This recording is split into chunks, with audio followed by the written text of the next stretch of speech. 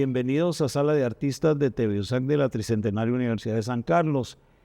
En esta oportunidad tenemos a un personaje legendario de la música guatemalteca. Les voy a decir el nombre de último. Primero empiezo diciendo que es bachiller en arte con especialidad en piano por el Conservatorio Nacional, por nuestro Conservatorio Nacional. Luego tiene una licenciatura en producción musical en la Universidad de Birmingham y bueno, y vuelve a Guatemala a hacer producción musical en 1984.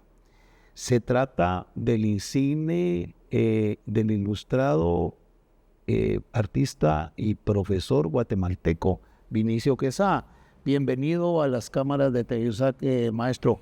Muchas gracias por aceptar la invitación. A ustedes por invitarme. Y esperemos que pasemos un buen rato con usted contándole al público quién es Vinicio Quesada.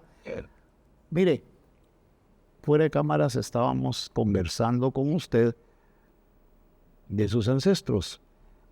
Vinicio Quesada viene del mundo de las artes, no en cierto modo, directamente. Viene del mundo de las artes a caer al centro de los acontecimientos. Su padre, su abuelo, su familia, viene de una familia de escultores,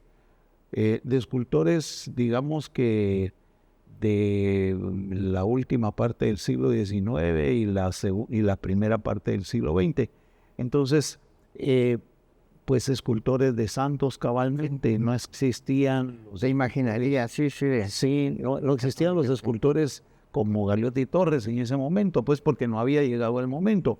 Entonces, aquí estamos para que nos cuente cabalmente sobre sus orígenes, sobre esa parte de sus orígenes, por favor. Sí, mi abuelo era escultor cabal de la imaginaría de católica, ¿va? Hacía santos, hacía niños, Dios, porque eso es lo que más se vendía. Ajá. Pero cabalmente ahorita que me habló de Galeotti Torres es que los escultores obviamente para vivir, para comer, tenían que dedicarse a ser santos, porque eso era lo que vendían, ¿verdad? Sí. Y entonces de repente no existía todavía ese concepto de hacer una escultura. Bueno, y sí existía, pero ellos no lo utilizaban de hacer una escultura propia para, no sé, para los del cementerio, eran los que sí hacían esculturas más alegóricas, ¿verdad? Que no fueran realmente santos, pero de ahí no había ninguna actividad de hacer. Los italianos que venían, que ellos fueron los que dejaron mucha escuela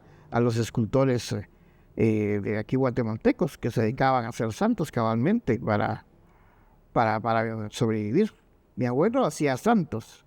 Yo le contaba una anécdota que se fue un tiempo a Sololá, y entonces él ahí hacía niños y hacía uno que otro santo, pero para que se lo compraran los indígenas, tenía que ponerle una madera apolillada abajo del santo, porque los indígenas decían que santo viejo hace milagros, santo nuevo no hace milagros, y entonces le ponía una tapadera abajo para poder venderlo, ¿eh?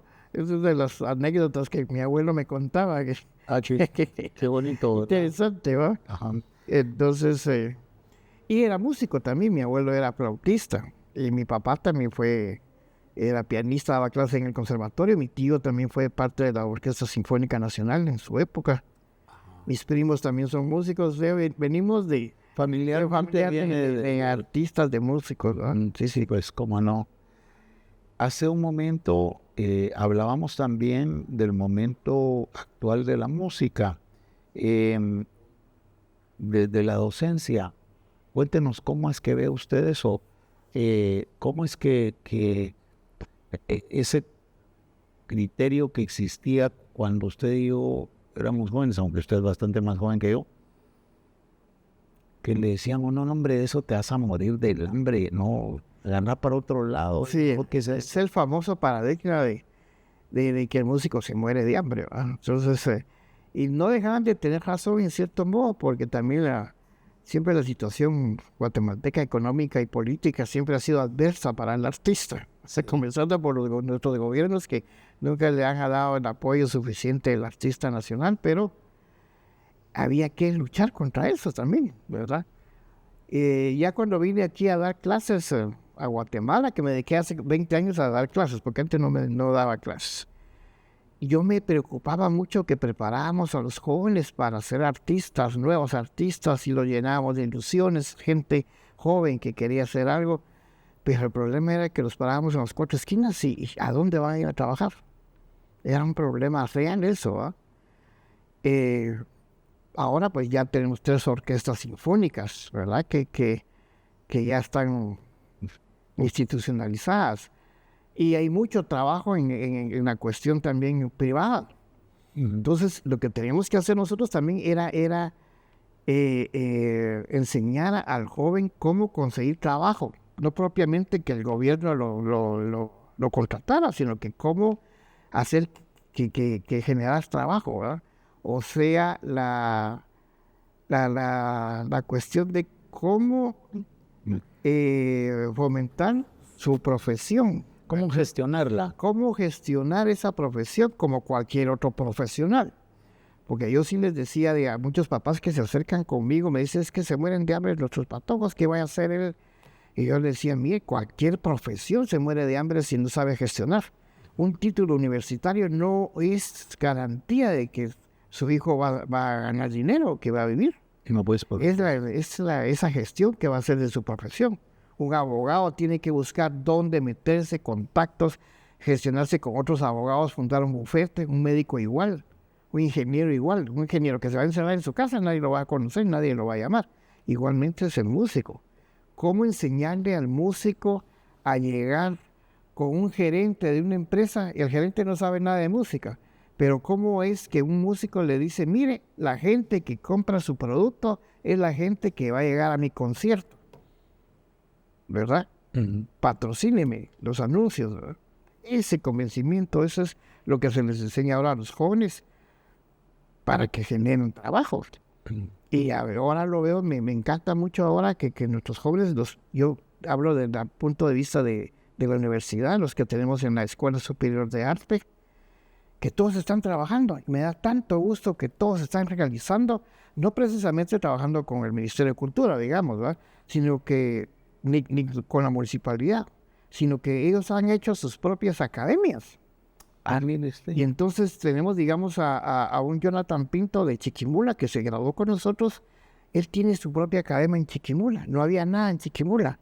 Él creció ahí, es de Chiquimula, hizo su academia ya siendo licenciado y ahora tiene una academia gigantesca que ahora los propios alumnos se convirtieron en maestros de ahí de la academia y tiene un montón de gente que nutrió ahorita la orquesta que acaba de fundar en Oriente. Exactamente. Que se fue un montón de Corleto a que está dirigiendo ahí en Corleto. Entonces, eso me da tanto gusto a mí, ¿verdad? Ver a uno de nuestros patojos. Y así tenemos otros, por ejemplo, también en Totonicapán, tenemos otros que están haciendo arte en Etitlán, en Sorolán, que han abierto sus propias academias y ellos generan sus propios empleos, ¿verdad? Y su propio trabajo y le dan trabajo a los demás. Tenemos otros artistas jóvenes que están haciendo sus grupos de música popular y están en fiestas, en cenas y en toda clase de eventos trabajando. Eso me da gusto porque entonces dice uno, bueno, han aprendido lo que nosotros le hemos enseñado a generar trabajo, a ser gestionadores, ¿verdad? A quitar ese paradigma que el músico se muere de hambre. ¿Verdad? Y entonces es un triunfo para nosotros, digamos, ya para mí, digamos, como maestro, que todos estos nuestros alumnos estén ahora también trabajando. Me encanta verlos trabajar y hacer todas sus actividades. Ok. Desde la docencia, mire lo que le voy a preguntar, pues. Desde la docencia, ¿cómo ve usted el que se acerca a la música de 40 años? Sí, no, la música sí se debe comenzar de niño, de joven. Es una carrera universitaria se puede comenzar a los 30 años, pero no una carrera artística. Eso sí se debe comenzar, porque aparte de está la cuestión motriz, la cuestión física del pianista o del violinista, esa parte física que va creciendo con la niñez y llega uno a la adolescencia, ¿verdad? Esa parte es muy importante, por eso el arte tiene La que parte comenzar- empírica, la parte de Sí, la propiamente, la propiamente física, del el desarrollo físico, físico, exactamente, va pegado de a la disciplina, a la que disciplina usted. artística, exactamente. Entonces, una persona de 40 años bien puede llegar a tocar piano, llegar a tocar violín. Por supuesto, nunca va a llegar a tener una Un capacidad, un desempeño desempeño como- realmente profesional. un desempeño virtuoso, digamos. Exacto, sí. Nosotros en el conservatorio tenemos el plan fin de semana y llega mucha gente, incluso de la tercera edad, que toda su vida quiso estudiar música, pero por cuestión de familia, trabajo, nunca pudieron. Y ahora que están jubilados, pues, llegan al conservatorio. Tenemos un plan para ellos. Y llegan a tocar piano, llegan a tocar su guitarra y a cantar. Pero por supuesto nunca van a ser profesionales, pues nunca se van a poder parar a un escenario y decir, mire, güey, haz una cosa", pero sí lo hacen bastante bien. O sea, sí se llega a dominar, en cierto modo, pero nunca se puede llegar a ser un profesional de... Los matices esos del virtuoso no los llegan a tener No, nunca. nunca, pero sí llegan a tocar piano y por lo menos se satisfacen a sí mismos, ¿va? Y a sus familiares, no sé a quién les van a tocar, ¿verdad? Que es algo interesante, ¿va? O sea, el arte sí está también para las personas grandes, aunque no vayan a llegar a ser profesionales, no se podría. El artista profesional debe comenzar de niño. Sí, en general uno lo ve en las artes plásticas, también lo vemos en artistas de mucho, digamos, gente que tiene el conocimiento, pero no se llega a desarrollar, porque como usted dice, en el momento en que debieron desarrollar la habilidad motriz, no se pudo, y No se entonces, pudo, sí. entonces es como un acomodo, pero en realidad no llegan a ser artistas profundos. No, pues, no ¿Verdad? se puede. Tal vez en otras disciplinas se pueda, pero en esto de lo que estamos hablando parece Sí, que no, ¿verdad? No, igual, y como la danza, uno no podría comenzar a practicar danza a los 40 años, imposible, ¿va? Ya. Vamos a ver, ahora hablemos por favor del momento en que vuelve a Guatemala a hacer producción musical. Bueno, primero vamos a hablar cómo es que me fui a Estados Unidos. Porque, pues eso está porque mejor. fíjense que me gradué de pianista en el Conservatorio Nacional, pero antes de eso tuve la oportunidad de ir a la Casa Blanca a tocar, a inaugurar la Semana Panamericana, cuando Jimmy Carter era presidente.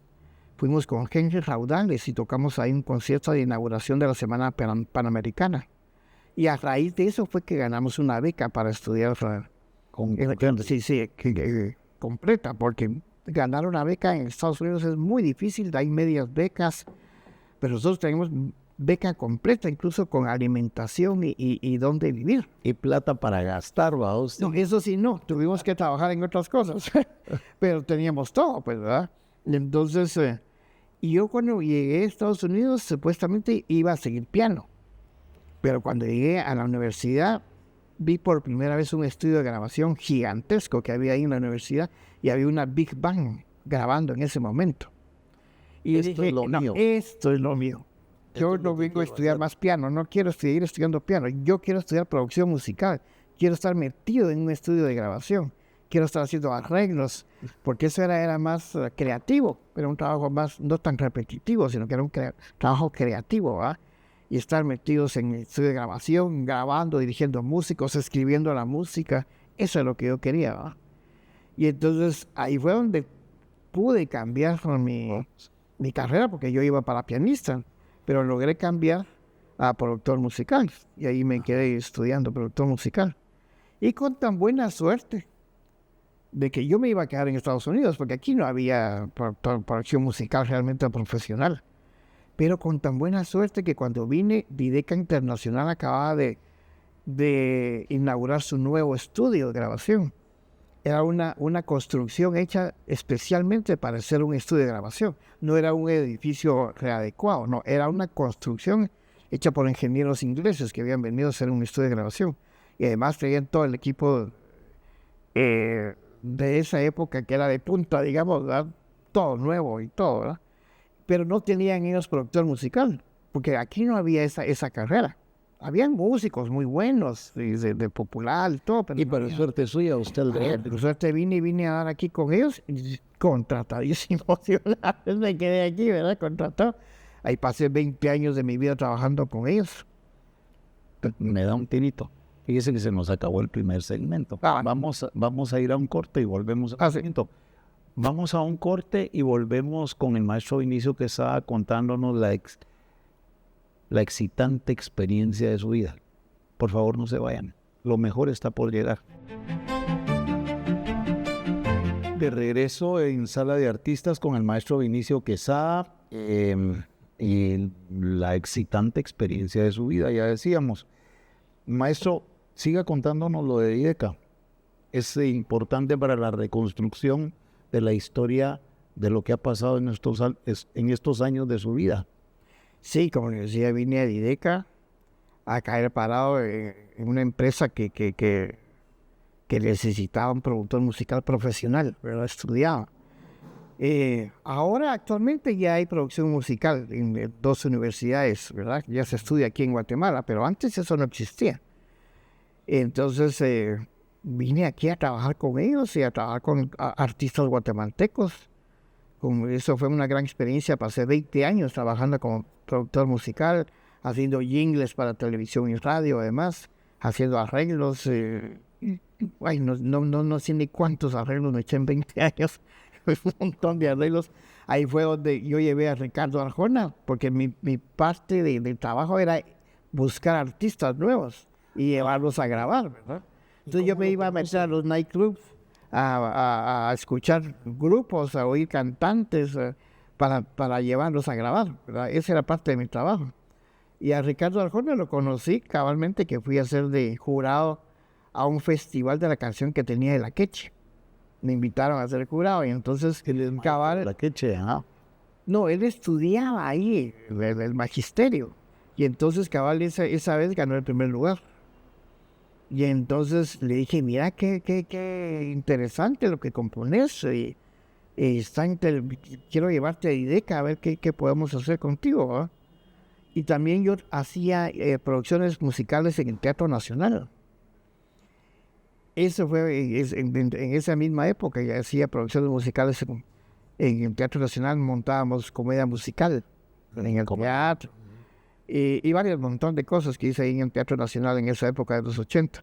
Me llevé a Ricardo al Teatro Nacional. Él lo cuenta en un video que sacó el año pasado, cómo fue que llegó al Teatro Nacional. Y luego que hicimos el primer álbum, ¿verdad? Y luego se hizo el segundo álbum, se volvió famoso en Guatemala, luego se volvió famoso en Centroamérica, ¿verdad? Fuimos a parar a Argentina, a un festival donde ahí nos quedamos viviendo como 6 meses. En Argentina, ¿no? Y él siempre me decía, cuando estábamos en Argentina, me decía, mira, ahí vas a ver que voy a regresar y voy a hacer lo máximo aquí en este país, me decía. Yo le decía, ya te estás bolo, le decía. Increíble, a los 15 años que me dijo eso, llenó el River Plate 3 veces, ¿verdad? Ni yo me imaginé que iba a ser tan grande. Muy querido en toda América Latina, Increíble, ¿verdad? increíble, sí. Yo a cada país que he ido me he topado con la gratísima sorpresa de que le preguntan a uno por él, ¿verdad? Sí, exactamente. Pues yo me siento muy contento de haber puesto mi granito de arena en ese artista, en los principios de él, ¿verdad? Que él hizo sus primeros arreglos. Hicimos el primer grupo que lo acompañó para hacer sus giras a Centroamérica, ¿verdad? Y pues es interesante, ¿va? Haber puesto un granito en arena en un artista guatemalteco que es conocido a nivel mundial, ¿verdad? Sí, que es muy bueno realmente, ¿verdad? Sí está popular, pero muy bueno realmente de lo mejor. Y ese recuerdo de sus orígenes, el año pasado que vino aquí, nos invitó a todos los que fuimos parte del grupo de él, nos invitó y fuimos a tocar con él al teatro. Es un evento muy bonito que dentro de todas las presentaciones que hizo el año pasado, y fuimos a tocar ahí con él. Nos hizo como un homenaje, una cosa así. Mire, de los que habíamos estado con él en sus principios. Sí, se oyen comentarios muy buenos de él. Sí, muy humano, sigue siendo el mismo campechano. Que es un buen tipo, de sí. verdad. que es un reflejo de lo que canta también. Exacto, sí, sí. Un juglar poco común en un país como Guatemala, ¿verdad? Esa es la verdad.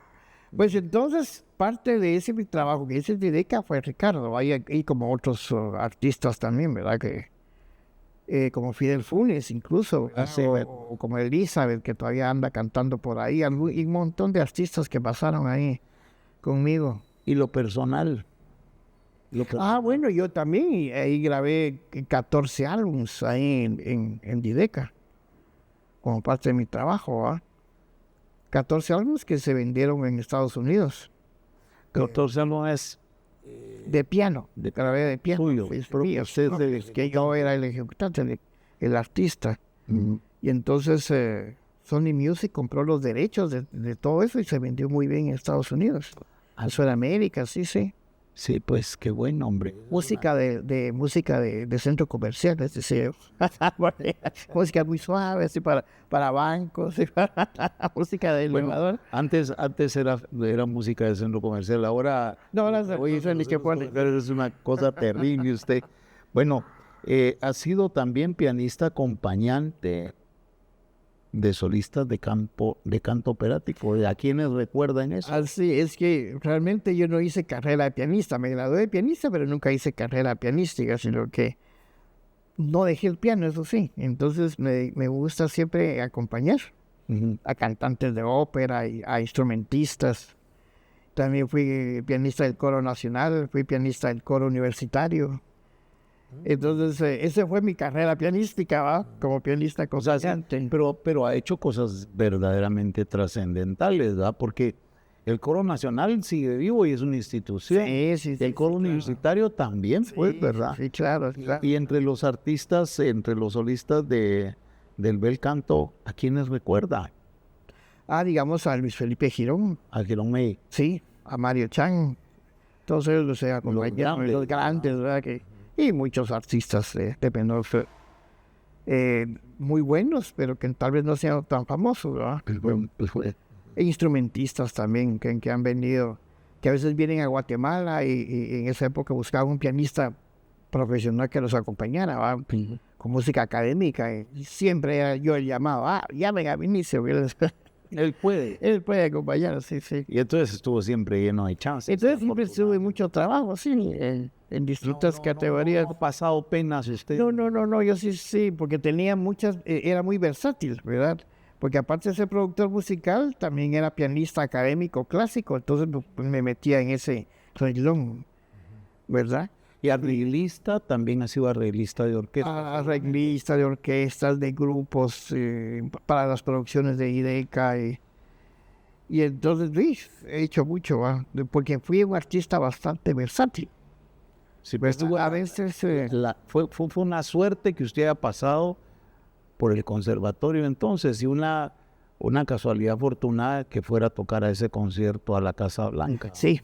Realmente sí, fue muy afortunado. Eso fue lo que le abrió la puerta. Me abrió la puerta a estudiar en Estados Unidos y luego que ha hecho en su vida también, ¿verdad? Claro, por supuesto. Porque parece que de ahí viene todo lo que ha hecho luego. Es decir, exacto, independientemente de que lo llamaran como pianista académico para acompañar a alguien, de seguro también viene de que se haya usted movido en el medio. En el medio, correcto. Mire usted, yo creo que la vida de uno siempre está llena de casualidades y hay momentos. O de oportunidades también que uno debe aprovechar, ¿verdad? Porque mire, pues, por ejemplo, ese hecho de que usted haya regresado al país en el momento en que dije que está... Sí, bueno, eso fue una gran cosa. Y yo me hubiera quedado en Estados Unidos posiblemente trabajando ahí toda la vida, porque ya tenía ya residencia en Estados Unidos. Entonces, bien, me hubiera podido... Y mi papá vivía en Los Ángeles, que es la meca donde están todas las producciones musicales, donde están los mejores estudios de cine, los mejores estudios de grabación, de ahí salían, ¿verdad? Entonces yo dije, bueno, me voy a California y ahí me quedo trabajando, ¿verdad? Tengo mi título y estoy preparado, ¿eh? Pero la casualidad que vine a Guatemala y aquí me quedé, ¿verdad? Sí, pues el país lo recibió. Y el país me recibió bien. Exactamente. Realmente. Sí. ¿Ha tenido relación con las instituciones del gobierno independientemente del aspecto docente. ¿Cómo así? Es decir, ha trabajado, por ejemplo, para el Ministerio de Cultura. Sí, siempre he vivido trabajando para ellos. Aparte de... No, siempre sigo muy activo en conciertos, en recitales. Acabo de tocar con la Orquesta Sinfónica hace un mes, ¿verdad? Entonces siempre sigo Como solista. como solista de piano, sí. Mire, pues qué bonito. Con la Sinfónica, sí, siempre estamos ahí. ¿Y qué opina de esto del surgimiento de las sinfónicas regionales? No, eso es magnífico, una gran oportunidad. A lo que yo me refería es eso mismo de que mi preocupación de que estamos preparando artistas en instituciones como el Conservatorio o como la Escuela Superior de Arte y no había muchas fuentes de trabajo, ¿verdad? Sobre todo para los músicos académicos de instrumentos como el violín, el cello, el fagot, oboes, que son instrumentos no muy comerciales, ¿verdad? Que no se pueden integrar así a un grupo popular así nomás, ¿verdad?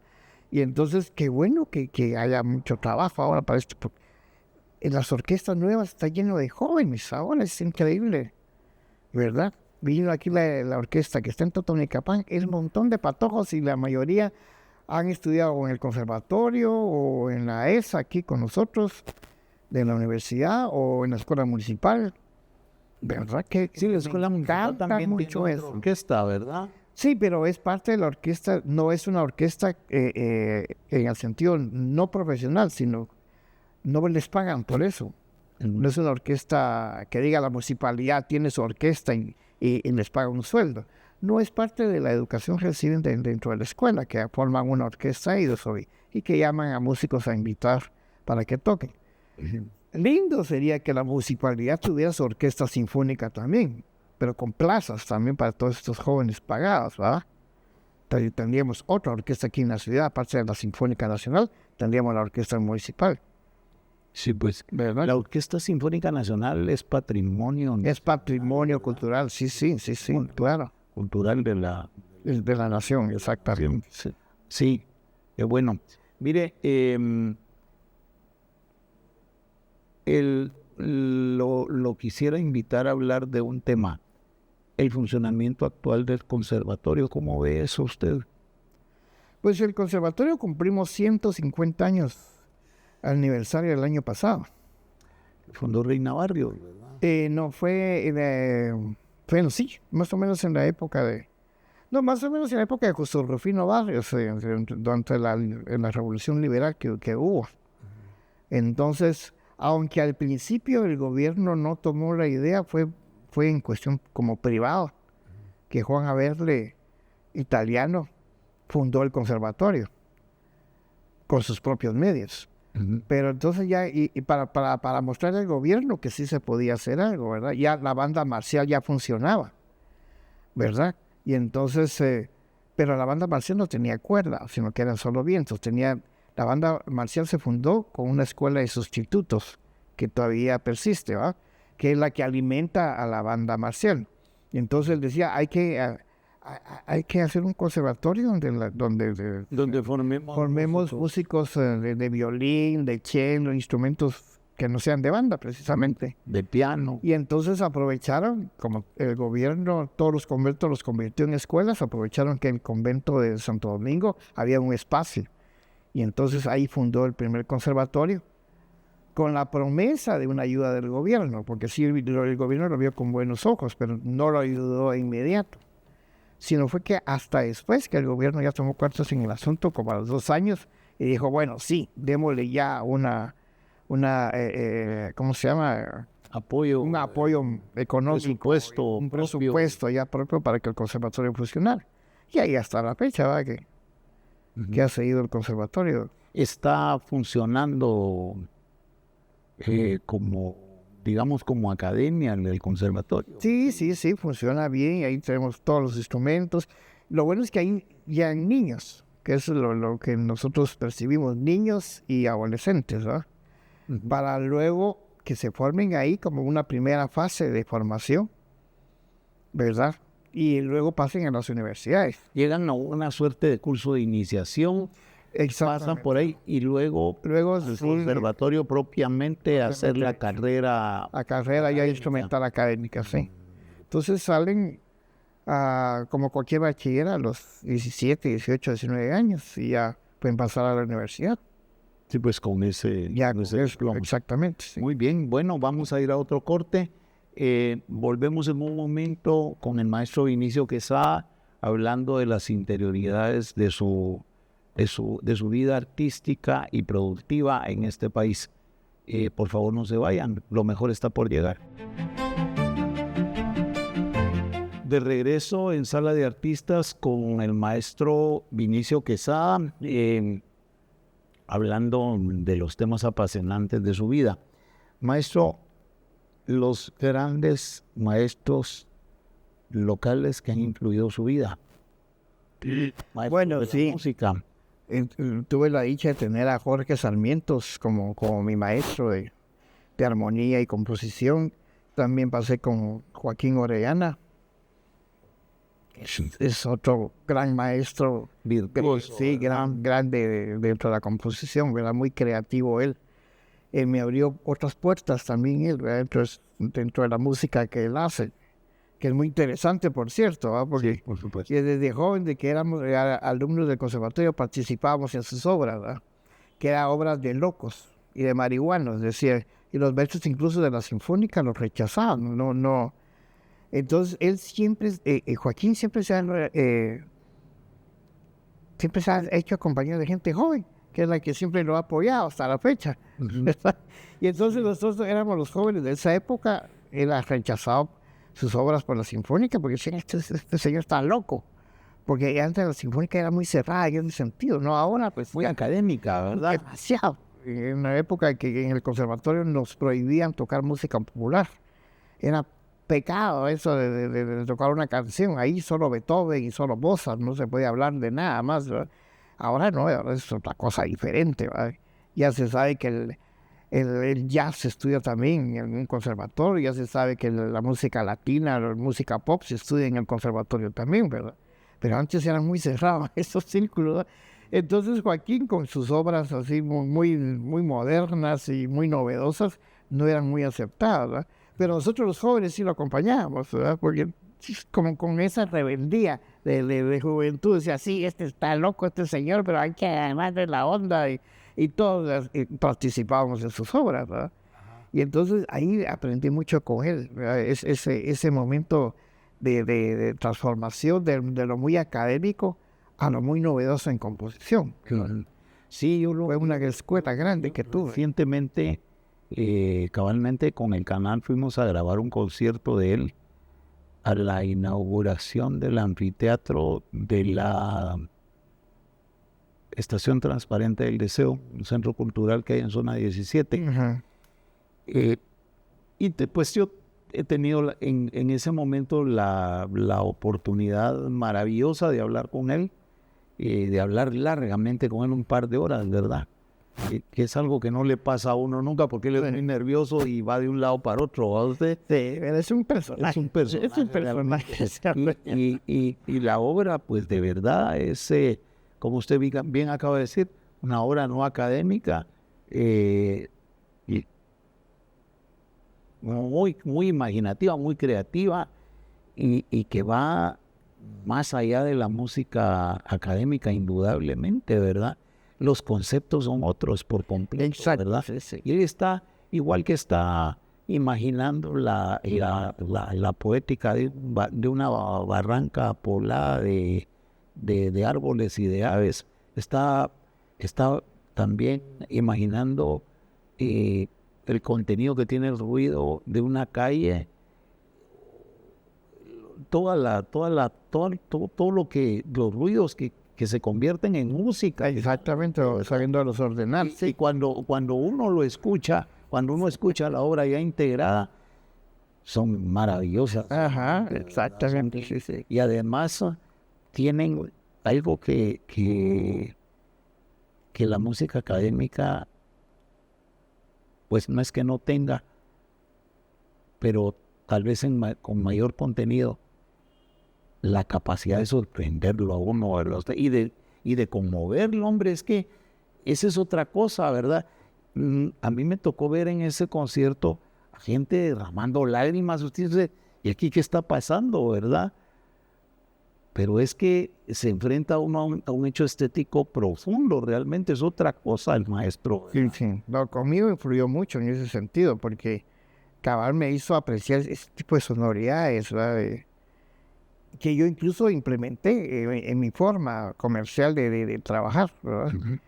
Y sí me abrió otro mundo realmente distinto. Entonces sí, tuve mucha influencia de él.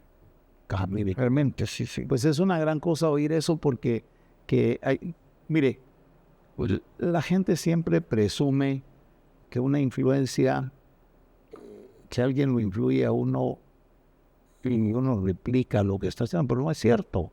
Uno, afortunadamente, es un ser humano desarrollado y ahí va haciendo lo propio, recibiendo como buenas las influencias externas, ¿verdad? Exactamente. Sí, porque digamos, Jorge Sarmiento me enseñó los aspectos de los arreglos, de cómo instrumentar, ¿verdad? De él aprendí eso de cómo trabajar la orquesta, cómo escribir para determinado instrumento, esa técnica de usar la cuerda, todo ese tipo de cosas fue por Jorge Sarmiento, ¿verdad? Que era él sí era un compositor más de trabajar con orquesta, ¿verdad? Tradicional. Realmente, él sí le pesqué todo eso, ¿verdad? Que incluso cuando llegué a Estados Unidos estaba muy bien preparado yo, ¿verdad? Yo mismo, me hacía los ejercicios y todo, porque nada menos que con quién había trabajado yo aquí, ¿verdad? Pues sí, la parte esa, preparado. la parte esa ya la llevaba. Ya le iba súper bien yo en Estados Unidos, no llegué así como, ay, vengo aquí a otro mundo, no, yo ya iba, toda la parte académica me la tenía bien preparada. Sí, pues no fue a oír hablar chino. No, por supuesto, ya sabía todo eso, entonces me decía, uy, que este todo lo sabe, decían, porque me dirán el guatemalteco, el mexicano, porque me preguntaban, ¿de dónde es usted? De Guatemala. Ah, México, no, Guatemala, yes, México. Para ellos, México es todo lo que está al sur. Sí, pues Argentina. Todo es México, todo es México. Entonces, pero era interesante de ver de que miraban que sí sabía, digamos, sí había llegado Iba bien bien preparados, claro. Bueno, Eso fue un gran gusto para mí. pues qué bueno usted, habla muy bien de usted reconocerlo. Anécdotas con Sarmientos. Bueno, en su casa siempre, él hacía mucho, era música bohemio. Sarmiento era músico bohemio también, que gustaba hacer música en su casa, llegaban a tocar grandes maestros ahí, el Fantasma, que era un gran saxofonista, Fantasma Sandoval, llegaba mucho a tocar con él, porque le encantaba la música jazz a Jorge, y entonces ahí se hacían grandes noches bohemias y iban a cantar también artistas y todos. Contaba esto muy recientemente del arquitecto José María Magaña, que Jorge Sarmientos había sido en un momento de su vida pianista por un lado y administrador del Pinkies. ¿Sabía eso usted también? Sí. Sí, es cierto eso, ¿verdad? Sí. Porque ya lo había escuchado varias veces. Yo llegué al Pinkies una vez con mi amigo y me dice, uy, aquí vienen maestros Sarmientos, también vienen un montón de pianistas que vienen a tocar el piano. Sí, también artistas plásticos. Artistas plásticos, llegaban muchos poetas, porque era una casa, no solo era una casa de la vida alegre, sino que era una casa donde reunían artistas, se hablaba de arte, se hablaba de poesía. Doña Eloísa era poeta, además, ¿verdad? No era cualquier persona. Y entonces, y eran políticos, y se hablaba, era muy alegre. A veces llegaba la gente no a estar bailando con nadie, sino que a platicar nada más, a tomarse un trago, a tocar el piano, a cantar. Se hacían muchas noches bohemias artísticas ahí. Sí, yo recuerdo haber ido también ahí con el honorable Comité de Huelga de Dolores a una gran bebeturria. Sí, no sé, eran muy bohemias ahí. Sí, eran noches bohemias, ¿verdad? Esa cultura, mire, pues, que tristemente ha desaparecido en Guatemala, la cultura de encontrarse con los amigos en la cantina, de tomarse unos tragos. Y Pero platicar, sobre de todo, hablar. sí, las cantinas fueron templos del saber realmente. Instituciones donde hubo discusiones profundísimas sobre Aquí en Guatemala y en todo el mundo, porque digamos en Francia, donde se reunían todos los grandes poetas y literatos, eran las cantinas, y ahí se hablaba de arte y de poesía y de todo. Sí, y ahora y ahora resulta que esta cultura de la teología del tener, ¿verdad? Usted, la teología del pisto, puchica, nos robó las cantinas, ¿verdad? Usted, la gente ya no tiene a dónde ir. Yo tengo muchos años de no beber, ¿verdad? Usted, pero la gente ya no encuentra a dónde ir a tomarse un par de tragos con el amigo, ¿verdad? Usted ve uno a los muchachos, a la gente que sale del trabajo el viernes, tomándose unas cervezas en las afueras de las gasolineras, ¿verdad usted? ¿Qué es eso, verdad? Los guatemaltecos somos otra cosa realmente, ¿verdad?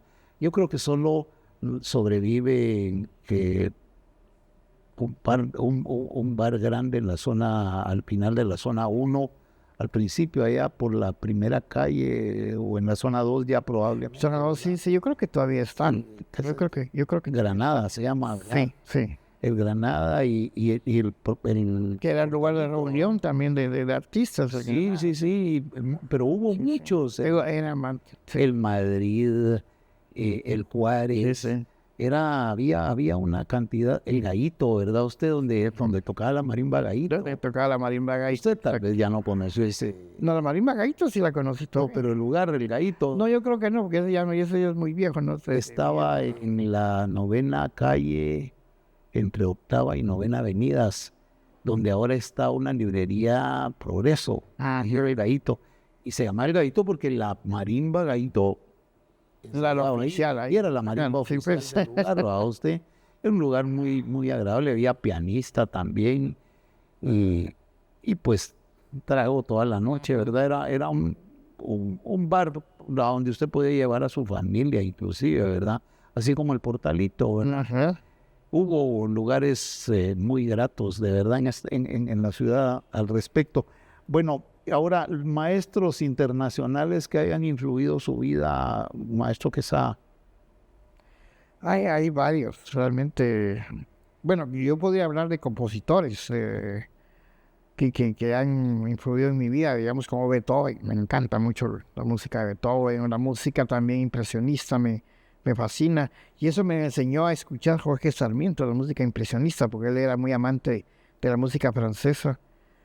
Y dirigía mucho aquí con la Sinfónica, música francesa impresionista, mucho.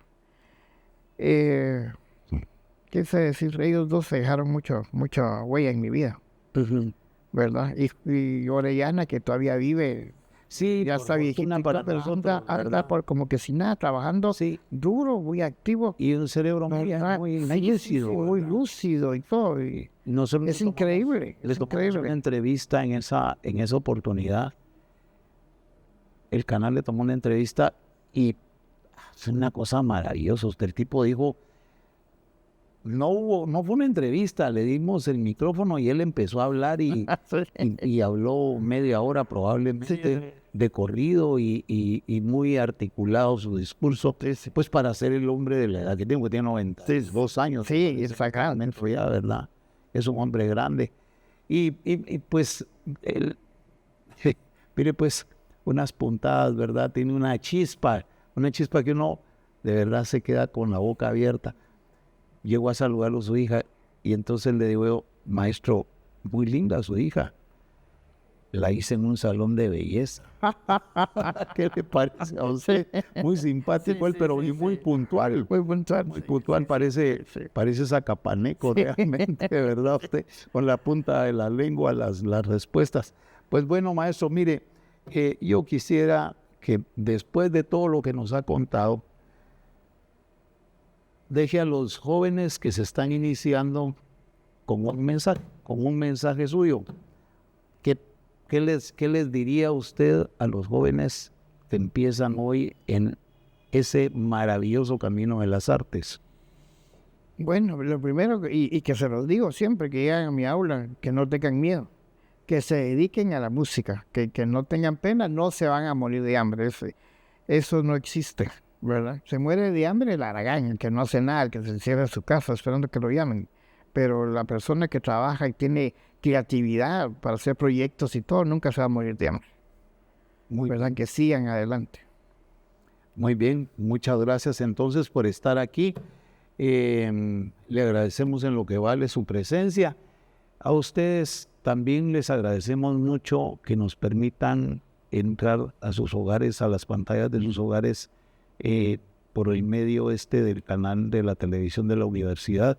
Y también agradecemos a la Universidad de San Carlos esta oportunidad de presentarle a los artistas guatemaltecos. Gracias, maestro, por estar aquí. Gracias a usted. Ya nos veremos entonces. Muchas gracias.